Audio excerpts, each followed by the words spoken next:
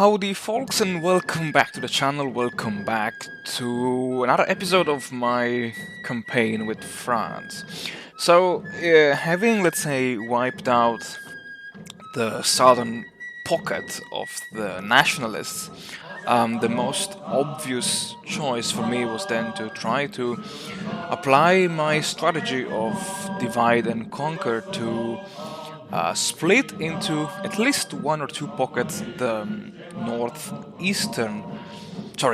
northwestern, let's say, territory of the Nationalists, and then just as always push and surround and annihilate the enemy troops.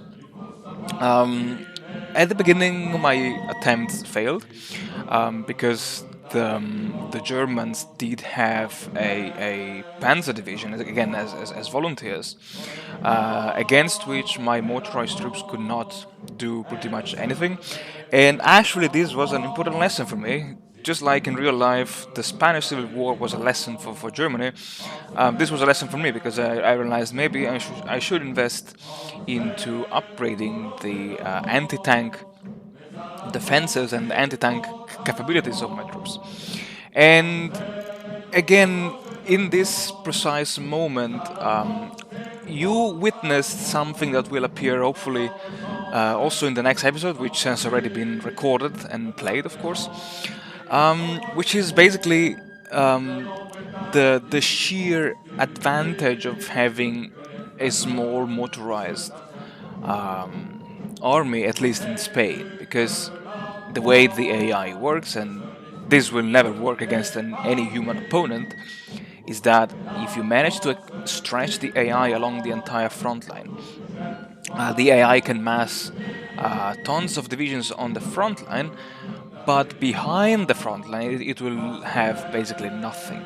So the goal here was just to pierce through, to concentrate my attacks from at least two provinces into one, with all four my motorized divisions, overrun the enemy defenses, and then just spread like really like cancer in the behind the enemy lines. And this went actually faster than my plans, than my expectations. And I mean, I could not complain because having, let's say, pierced through the Nationalist and reached the Atlantic coast west of Burgos, I then turned east. Yeah, eastwards. Oh my god, I need to orientate myself on the map. I turned myself eastwards and then I divided again into three small pockets, whatever was left of the Nationalist army, and then again those pockets were annihilated. I was in the process of repeating the same thing in the no, that's not Catalonia, and in the say in the region of La Coruña in Spain, but then the Spanish Civil War ended in a Republican victory, and honestly, I don't know what will happen with when you win the civil war as a Republican Spain. I don't know if it will join the Comintern, or I don't know if it will just join the Allies later on. I don't know, but you know, if you want to play as France, you don't want to have nationalist Spain winning the civil war. I mean, you can do it if your plan as France is to capitulate to the Germans. Since my plan is not to do this, I decided, yeah, to intervene, and luckily, let's say, and quickly enough, I managed to put an end to the Spanish Civil War. And having concluded the conflict in Spain, I decided, okay, maybe to it's time to reorganize the French armed forces. And maybe you saw it at the beginning of the previous episode, of the first episode of my campaign. I pulled out everything I had from the colonies, from Africa, from Indochina, from this South America, and from the island of Madagascar. And all those, they're called the Brigade Coloniale, I think, yeah, I don't know how to say that in French. I'm really sorry if there are any French-speaking people in the audience here.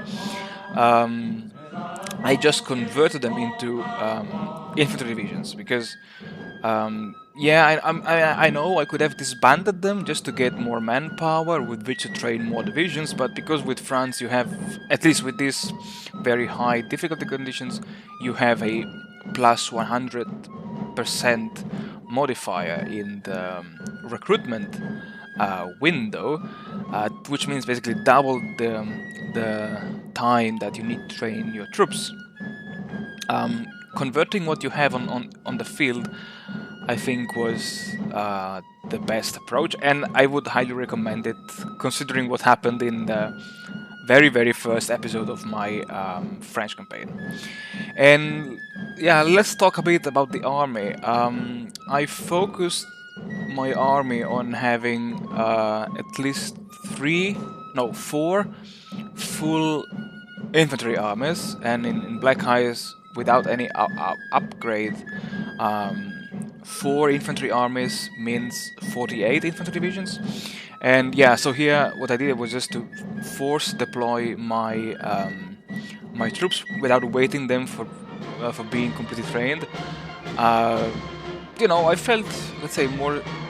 I felt reassured in having more divisions in the field, even though they were greenish. But I just didn't care. Yeah, so I was saying I had a full army group, of 48 infantry divisions. I had one army composed of garrison divisions manning the Maginot Line. France starts with 6 garrison divisions. I trained a further 6, and I pulled all my mountaineers and I think 3 or 4 additional infantry divisions into one army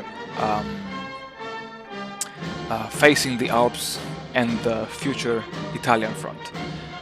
I did convert all the the tank brigades, the light mechanized brigades, and whatever division France has into tank brigades, and the idea was to have medium tanks into those instead of the slow and sluggish infantry tanks.